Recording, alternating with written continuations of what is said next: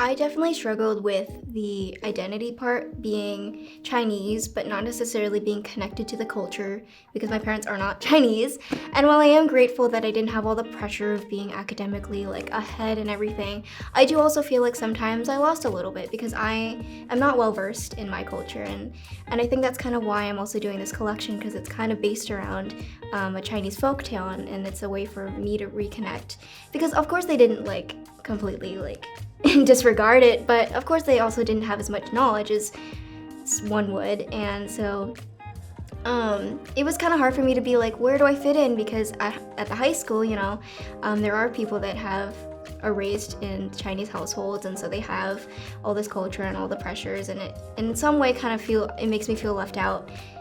Because I can't completely understand what they're going through, but I am Chinese, so sometimes it feels like, well, why don't I know about this? But it has definitely been hard kind of working through that identity, and I know that kind of sounds cliche, but with the identity, it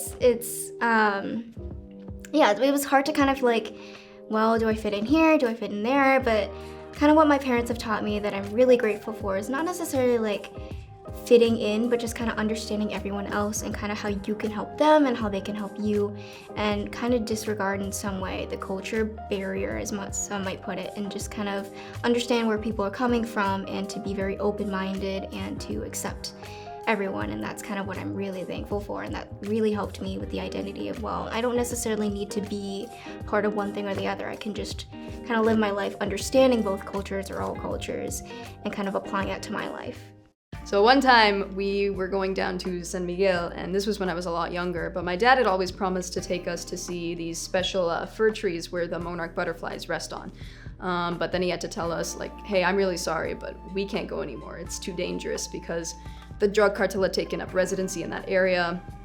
They were chopping down all the trees. There were like barely any monarchs left, and overall it was just like high risk of kidnapping and hijacking. It was really scary as a child to hear about all that, because it was like, oh, but there's all these places that I used to love when I visited here. Am I not going to be able to experience that later on? So my AP portfolio is currently focused on a theme of tragic beauty in Mexican culture from the modern day, which I developed from all my visits to Mexico. There was always a lot of beauty, but time and time again, there have been more and more places that we aren't able to visit anymore.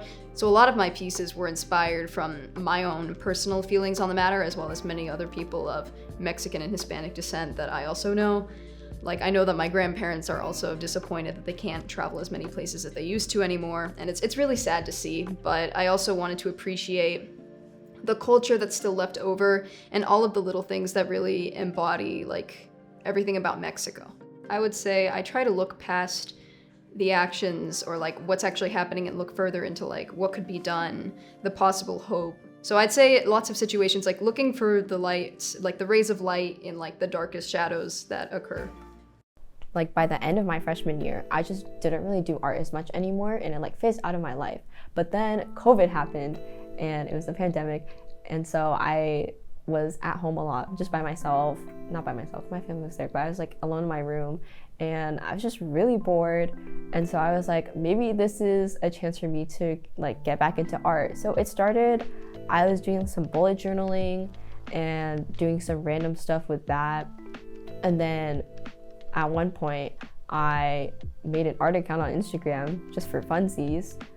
And then I started from there, like, I started getting more into digital art instead of like painting and drawing and stuff, because that stuff just took a lot of time. But digital art, like when I first started doing digital art, like one piece would take me like one day, and I just did a lot of art. So like from 2020 to 2021, I continuously drew. I had this like laptop that turns into a tablet, so you like take the like keyboard off and it comes with a stylus. That's actually why I got the laptop, because I was like, I want to get into digital art, and then I never used it until 2020. And I did like so much digital art, like every single day. We had a hybrid schedule, and so I kind of messed up my sleep schedule a lot, but every single day after school I would be like, oh, I don't really have school tomorrow because it's online. And so that means I don't have to do my homework today.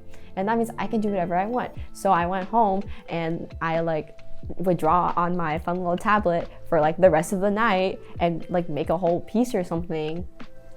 And then I would go to sleep and wake up super late the next day and catch up on all my homework and stuff, and then like go to bed late and stuff. And then I would like repeat this process over and over. But like it just got to the point where I was doing digital art like every single day, and I was just having a lot of fun with it. And I also met people online through my art account and stuff who also were into digital art and who I kind of bonded with during that time. And so that kind of just propelled my art journey. And then after like a year or so, I noticed, oh my gosh, I've actually made like a lot of improvement. Like I wrote a whole like thing about it in my notes app because I was just like really invested in this. And I was like, wow, my digital art changed so much.